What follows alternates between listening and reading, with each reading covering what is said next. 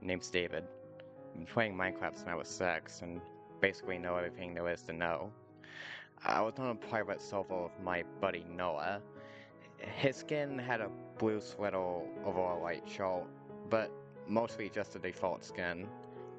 And as for me, I was in the Borderlands, so I had a cycle skin I found from a website.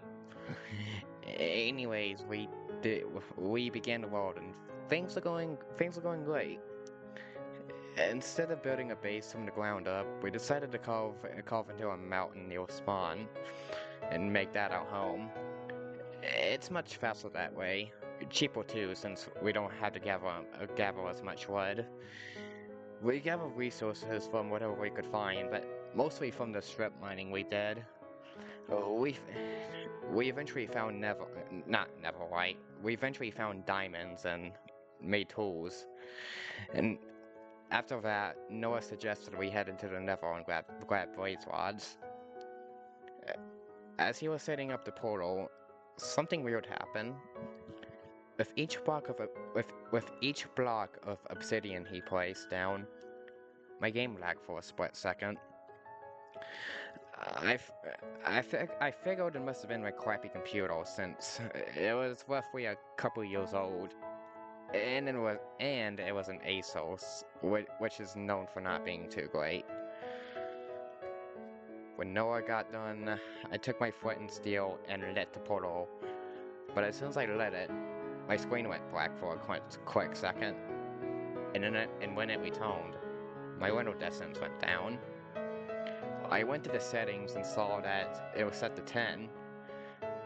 I tried raising it, but as soon as I hit resume game, it was right back down to 10 again. I asked Noah, and it happened to him too. He told me it was probably a glitch, but nonetheless, we gathered up our weapons. He had a sword, I had an axe, and we were about to go to the Nether. Now this is where things started getting weird. Now I'm not sure if it's just my crappy computer, but the Nether noticeably took longer to generate. Normally it would take around 5 to 10 seconds for it to load, but this took a whole minute. And when it did, we wound up spawning near a fortress.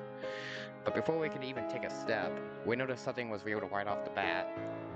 The Netherrack had its old textures back before 1.14, before the big Nether update. Noah went to go check if we were playing on the latest version, 1.20.3, and sure enough, we were. Thinking this was probably a glitch, albeit a really strange one, we decided to head into the fortress. So we made our way through the fortress bricks, I forgot what they're called, and decided to look for blazes. When we when we got to the spot where the spawners should be, they were not there, as if something came and broke them already. As we started looking for other spawners, me, being the noob, accidentally stared at an Enderman and made it mad and attacked me. Thankfully, I had a shield and a diamond axe, so I managed to slay it. When it died, it didn't make that screechy sound. It did while making damage, but not when it died. I brushed it off, though, after Noah pointed out the ender pearls were one step closer to getting to the dragon. As soon as I picked them up, though, I realized something. The ender pearls the Enderman dropped were in a separate slot in my inventory, away from the other pearls I already collected. I tried to move them. I tried to move them there, but it wouldn't let me. It just swapped back and forth every time I tried to click.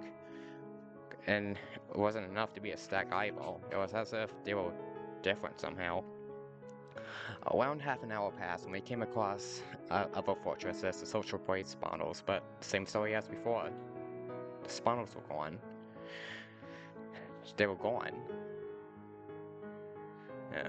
We eventually gave up on trying to find place spawners, so we decided to just go battle with some piglins instead. And we actually found a piglin bastion not too far from the fortress.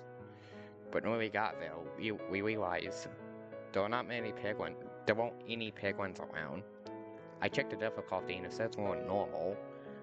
I also checked mob spawning and it was still enabled. And come to think of it, I haven't seen a single ghast or little skeleton at all. Not even a magma cube. Only that Enderman from earlier. So I decided to switch it to hard mode. Maybe that would make mobs spawn more often. And I went back to looking for piglins. Eventually, we gave up on trying to find them and decided to head back out the way we came. And guess what? There was a piglin standing right at the entrance, blocking it. It was a piglin blue. We figured it might drop some loot, so we decided to fight it. As I rushed forward, I noticed the blue wasn't attacking or moving. It was just standing there, staring at me. After a few moments, I decided to try and kill it anyway. Now me, having recently changed my key bindings, I forgot I swapped my attack and place mouse buttons. So I accidentally ended up clicking the ladder on the piglin blue. And guess what happened? A trading menu appeared. You know when you trade with villagers, the menu appears when you trade goods for items? It's just like that, but instead of a white background, it was a Neverlack away. The new texture. I don't keep track of updates all that much, but I don't remember this being announced. I always thought all you had to do for piglins is just drop some gold and they pick it up and they give you something in return. What's even weirder is that you can't even do that with piglin boots, as are hostile mobs. I overlooked the trading menu, and I noticed there was only one thing to trade. And you can trade aid endo pulse for endo eyes. And guess what else? The amount of endo pulse Enderman dropped from before was the exact same amount that the trade costed. I made a trade and got 12 eyes of endo, enough to finish the portal. What happened next though was creepy. The second I exited from that trading menu, the piglin suddenly took damage and died. Me and Nora were confused. Neither of us have hit it, and even if we did, our weapons were not strong enough to kill it with one hit. The piglin blue didn't drop anything. No items, no XP orbs, nothing. Just like that Enderman from earlier, it didn't make a noise when it died. Creeped out, we decided to go back to the overworld, as we got what we needed. Instead of going back to the portal, Noah just decided to build a new one, as he believes the Nether was closed and wanted to get out as fast as possible. And I honestly don't blame him. Luckily, he bought extra obsidian just in case we lost track of where the portal was, so he started building. As he did, I swear to God, I saw something standing in the distance from the corner of my screen, but when I looked, there was nothing there. I told Noah, hurry up dude, I don't think we're alone here. So we made a portal to go back home. But that's when another strange thing happened. When we went through our new portal, we came out the old portal we made to go to the Nether, rather than the portal we just built. I was scared whatever I saw would follow us, so I took my diamond pickaxe and destroyed the both of them. Noah tried to switch on peaceful mode, hoping to make things a bit safer. But as he did, both our games crashed. The error code I was at the launch was blank. No number or anything. We hopped back on, our window distance was down to 10 again. We knew that thing I saw in the Nether had something to do with it, so we decided we stopped the server, hoping to fix whatever this was. And it actually worked. The window distance was normal again. Thinking this was all over, we decided to finally go to the end. So we flew our eyes of Eno, and it led us to a dark oak biome. As we entered, the Minecraft music playing in the background stopped abruptly. 10 minutes had passed, and we were still going deeper and deeper into the forest. It seemed to stretch on endlessly. but we pressed onwards nonetheless. Eventually, we came upon a clearing. What we saw made of bone shovel. In the middle was the end portal above ground. 2 blocks in front were 2 mob heads on a dark oak pike, side by side of each other. Each one had a dark oak sign with a glowing purple text, like an ink sac was used. On the left was an Enderman head. Its sign read, Ferial. On the right, a penguin head. Its sign read, Traitor. That's when a boss ball appeared above both our screens. It read, the Nether Queen. That's when she stepped out the end portal, like a warden calling out the ground. It was just like that, but it was a player model, wearing a red robe with brown outlines. Her head was a wither skeleton skull, with the petals of a wither rose resting on top of her left skull, like on the top left of her skull. As for her eyes, they were purple. That's when Noah had a realization. The low window distance, the Enderman that attacked, the weird poles that dropped, the strange penguin we traded with, the eyes leading to the dark oak biome. It was all leading to Hull. And the mob heads, those were the same Enderman and penguin we met. But I point something out to Noah. Why would a Nether Queen spawn in the overworld or come out of an end portal? Noah said, I don't know. But let's kill. Maybe she'll drop something good. Without thinking twice, Noah pulled out his diamond sword and rushed towards her. But as he did, the Nether Queen raised her arms like an invoker would, and suddenly, a blue pentagram with a circle outline appeared below Noah's player skin. 2 chains jutted out the ground, each one shackling his arm, and then he was dragged into the ground. A firework-like explosion happened, leaving blue cloud particles for a couple seconds before all that was left in its place was a soul sand block. The Nether Queen picked up the block, but not how a player would. She held it like an Enderman. The same blue cloud particles erupted again, and the block was now gone. The message popped up in the chat. Dr. Waffles 1, that being Noah's username, was banished into the Soul Sand Valley by the Nether Queen.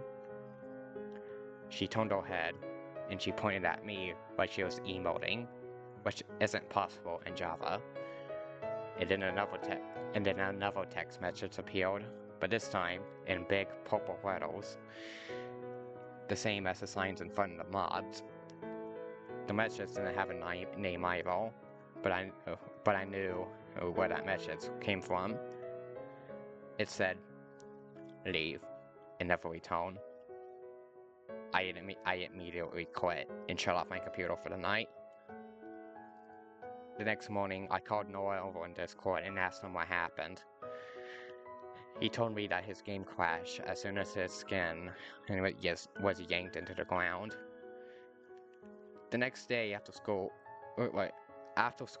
me and Noah chose to hop back on to confront this Nether Queen. But he told me over the Discord call saying he couldn't log on. His game would crash as soon as he logged in with his Minecraft account, and it would immediately automatically log him out again. Though any alternate account he used worked just fine. I knew the Nether Queen had something to do with it, so I decided to confront her. But I used an alternate account. One I don't use as much because if the same thing happened, it wouldn't be that big of a deal. I had the same cycle skin from before, and my username was the same, albeit with different numbers. Since I was on Discord, I decided to share my screen with Noah so he could see what was going on too. I hopped back in the server, uh, spawning outside a base or on a pavement I made leading to the door in the mountain. Everything seemed normal, albeit the music was still going, and but the boss ball was nowhere to be seen. It was gone. I figured maybe she retreated to the end or the Nether.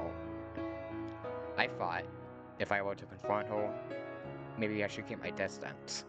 So I went to my base to grab my crossbow and fireworks, which does a lot of damage to boss mobs. I did it before with the river and it worked out great.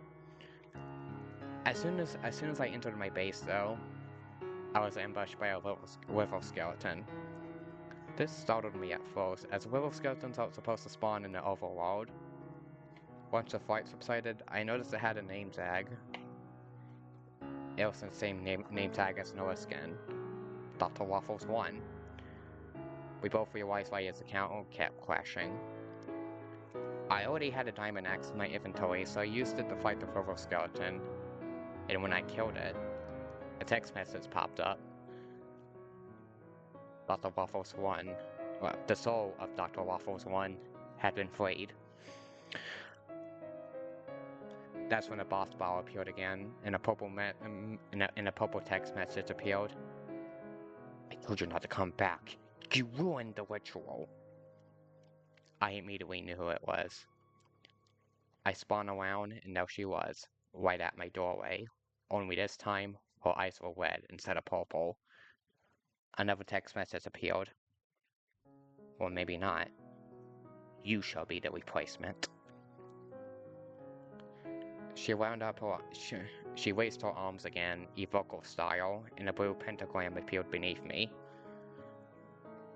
Realizing what was about to happen, I hit Alt F4, closing the game and probably saving my alternate account in the process. I later asked Noah if he could log into his account, and thankfully, he could, confirming my suspicions about that river skeleton. Noah didn't delete the server, but as he didn't want to lose what we did. We're super convinced this queen can be fought, but we just don't have the courage to do it right now. So we decided to start another server, and thankfully, we didn't encounter her again. If you're in a Nether and see a soul sand valley or come across river skeletons within a fortress, think to yourself, where did they come from?